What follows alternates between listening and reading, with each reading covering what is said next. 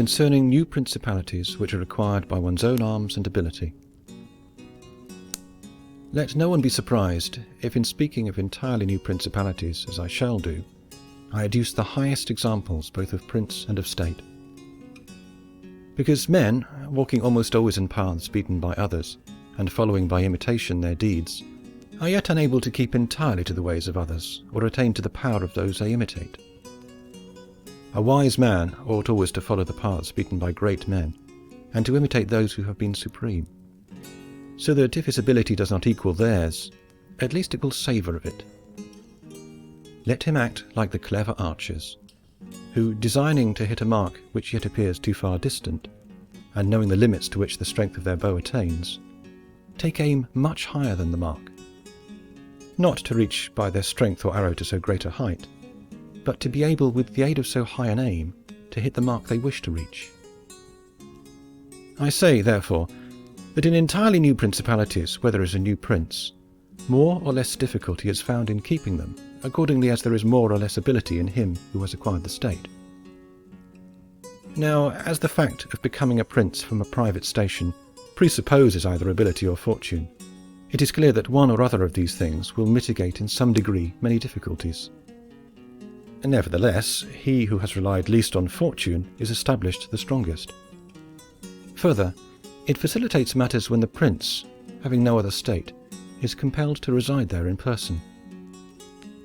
But to come to those who, by their own ability and not through fortune, have risen to be princes, I say that Moses, Cyrus, Romulus, Theseus and such like are the most excellent examples. And although one may not discuss Moses, he having been a mere executor of the will of God, yet he ought to be admired, if only for that favour which made him worthy to speak with God. But in considering Cyrus and others who have acquired or founded kingdoms, all will be found admirable. And if their particular deeds and conduct shall be considered, they will not be found inferior to those of Moses, although he had so great a preceptor. And in examining their actions and lives, one cannot see that they owed anything to fortune beyond opportunity, which brought them the material to mould into the form which seemed best to them. Without that opportunity, their powers of mind would have been extinguished, and without those powers the opportunity would have come in vain.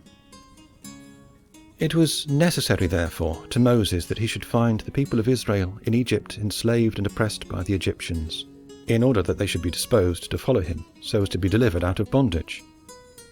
It was necessary that Romulus should not remain in Alba, and that he should be abandoned at his birth, in order that he should become king of Rome and founder of the fatherland. It was necessary that Cyrus should find the Persians discontented with the government of the Medes, and the Medes soft and effeminate through their long peace. Theseus could not have shown his ability had he not found the Athenians dispersed. These opportunities, therefore, made those men fortunate, and their high ability enabled them to recognize the opportunity whereby their country was ennobled and made famous.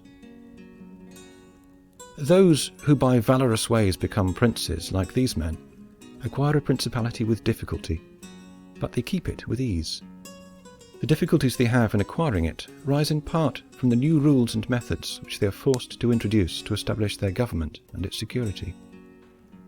And it ought to be remembered that there is nothing more difficult to take in hand, more perilous to conduct, or more uncertain in its success, than to take the lead in the introduction of a new order of things, because the innovator has for enemies all those who have done well under the old conditions, and lukewarm defenders in those who may do well under the new.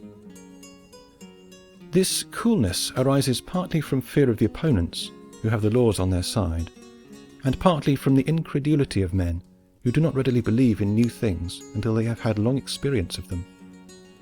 Thus it happens that whenever those who are hostile have the opportunity to attack, they do it like partisans, whilst the others defend lukewarmly, in such wise that the prince is endangered along with them.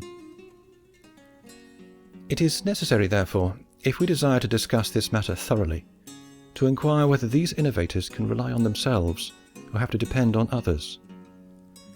That is to say, whether to consummate their enterprise, have they to use prayers, or can they use force? In the first instance, they always succeed badly, and never compass anything. but when they can rely on themselves and use force, then they are rarely endangered. Hence it is that all armed prophets have conquered, and the unarmed ones have been destroyed. Besides the reasons mentioned, the nature of the people is variable, and whilst it is easy to persuade them, it is difficult to fix them in that persuasion, and thus it is necessary to take such measures that, when they believe no longer, it may be possible to make them believe by force. If Moses, Cyrus, Theseus and Romulus had been unarmed, they could not have enforced their constitutions for long, as happened in our time to Fra Girolamo Savonarola, who was ruined with his new order of things immediately the multitude believed in him no longer, and he had no means of keeping steadfast those who believed, or of making the unbelievers to believe. And therefore such as these have great difficulties in consummating their enterprise, for all their dangers are in the ascent. Yet with ability they will overcome them. But when these are overcome, and those who envied them their success are exterminated, they will begin to be respected, and they will continue afterwards powerful, secure, honoured and happy. To these great examples I wish to add a lesser one. Still, it bears some resemblance to them, and I wish it to suffice me for all of a like kind. It is Hero the Syracusan. This man rose from a private station to be Prince of Syracuse, nor did he either owe anything to fortune but opportunity. For the Syracusans, being oppressed, chose him for their captain. Afterwards he was rewarded by being made their prince.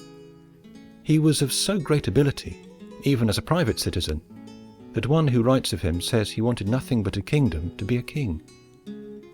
This man abolished the old soldiery, organized the new, gave up old alliances, made new ones, and as he had his own soldiers and allies, on such foundations he was able to build any edifice.